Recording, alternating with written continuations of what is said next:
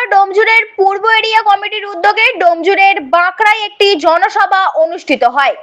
সভায় উপস্থিত ছিলেন রাজ্যর কমিটি সদস্য কমরেড শতরূপ ঘোষ, জেলা সম্পাদক কমরেড দিলীপ ঘোষ, কমরেড উত্তম বেরা সহ দলের অন্যান্য নেতৃবৃন্দ ও সদস্যরা। সভা থেকে বক্তারা পশ্চিমবঙ্গ সরকারের উদ্দেশ্যে একাধিক দাবি উত্থাপন করেন। তাদের বক্তব্য, পুনর্বাসনের ব্যবস্থা না করে কোনো ধরনের উচ্ছেদ অভিযান চালানো যাবে না। পাশাপাশি পেট্রোল, ডিজেল ও রান্নার গ্যাসে ক্রমবর্ধমান দাম নিয়ন্ত্রণে কার্যকর পদক্ষেপ নেওয়ার দাবি জানানো হয়। এছাড়াও রাজ্যের সাম্প্রদায়িক ঘৃণা, বিদ্বেষ ও বিভাজনের রাজনীতির বন্ধ করার আহ্বান জানান বক্তারা। তাদের দাবি, সাধারণ মানুষের স্বার্থ রক্ষা, সামাজিক সম্প্রীতি বজায় রাখা এবং গণতান্ত্রিক অধিকার সুরক্ষিত রাখার লক্ষ্য সরকারকে দ্রুত প্রয়োজনীয় পদক্ষেপ নিতে হবে। এই জনসভার মাধ্যমে উত্থাপিত দাবিগুলি সরকারের কাছে পৌঁছে দিয়ে দ্রুত ব্যবস্থা নেওয়ার আহ্বান জানান উপস্থিত নেতৃবৃন্দরা। আপনারা দেখছেন H+ সিটি নিউজ। পঞ্চায়েতের উপপ্রধান, বাঁকড়া 2 পঞ্চায়েতের উপপ্রধান আবুল হোসেন ফকির যার নাম, তার নেতৃত্বে একদল তৃণমূল কর্মী, দুষ্কৃতী বাহিনী, তারা আমাদের ঝান্ডাগুলো খুলে ফেলছে। তাদের সঙ্গে যখন আমরা এখানে এলাম কথা বলতে, তারা আমাদের গায়ে ঠেলাঠেলি করে সেইগুলো তারা বলছে তাদের পারমিশন নিতে হবে আমাদের এখানে লাল ঝান্ডা লাগাতে। আমাদের পারমিশন নিতে হবে তাদের কাছে লাল ঝান্ডা লাগানোর জন্য। আজকে তাদেরকে বলবো, আপনারা একটু আসুন, আমাদের এই ঝান্ডাগুলোকে খুলে ফেলে যান। খুব বেশি দিন আগেকার কথা নয় তো। কোথায় আছেন এখন আপনারা? আপনাদের রাস্তায় তো কেউ দেখতে পাচ্ছে না। আপনারা হেলমেট মাথা দিয়ে বাড়ি থেকে বেরোচ্ছেন। পঞ্চায়েতে ওয়েট করুন, আমরা পঞ্চায়েতে যাবো আর কিছুদিনের মধ্যে। ওই পঞ্চায়েত আপনারা যেটা চালাচ্ছেন, লজ্জা করেন ওই পঞ্চায়েতে আপনাদের বসে থাকতে এখনো। এই পঞ্চায়েত গত 15 বছর ধরে আপনারা কিভাবে চালাচ্ছেন একবার খেয়াল করেছেন?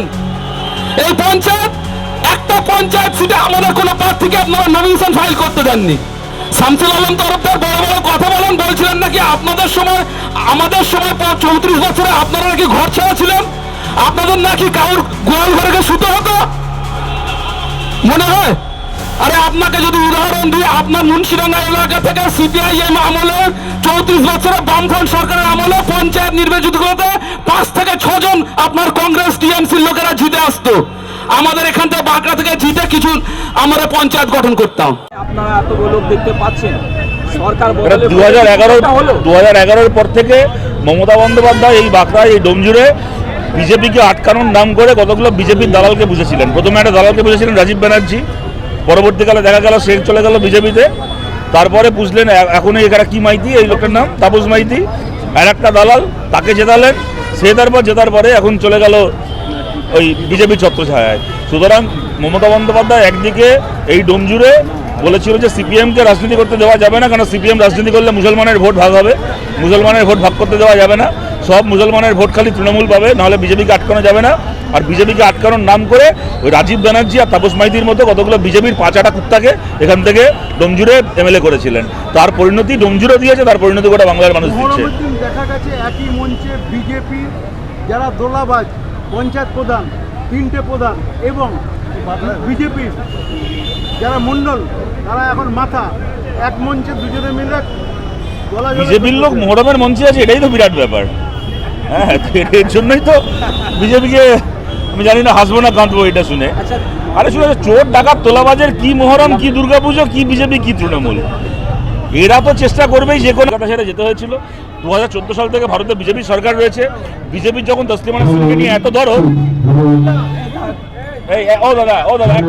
যখন তসলিমা নাসরিনকে নিয়ে এত দরদ, 2014 সাল থেকে মোদী সরকার চলছে, ওরা দিয়ে দিত তসলিমা নাসরিনকে ভারতের নাগরিকত্ব। যদি ভারতের নাগরিকত্ব দিত, তসলিমা নাসরিন কলকাতায় থাকুক, বোম্বেতে থাকুক, ও দিলীপ ঘোষের বাড়িতে ঘর ভাড়া নিয়ে, মানে আমাদের এই দিলীপ ঘোষ নয়, আমাদের বাড়ির সাথে ঘর ভাড়া নিয়ে থাকুক, হ্যাঁ, যে চুলোয় পারে গিয়ে থাকুক, কেউ তো বারণ করতে যেত না। তো বিজেপির সরকার তাকে না দেবে নাগরিকত্ব, আর মাঝখান থেকে তসলিমা নাসরিনের নাম ভাঙিয়ে ভারতের মানুষকে একে অপরের বিরুদ্ধে লড়াবে, ওইসব কেন হবে? উনি আসবেন, সভা করবেন, ভালো কথা। মদনদা চলে গেল মমতাকে ছেড়ে, কি বলবো? বললাম, এটাও জিজ্ঞেস করে যাবে।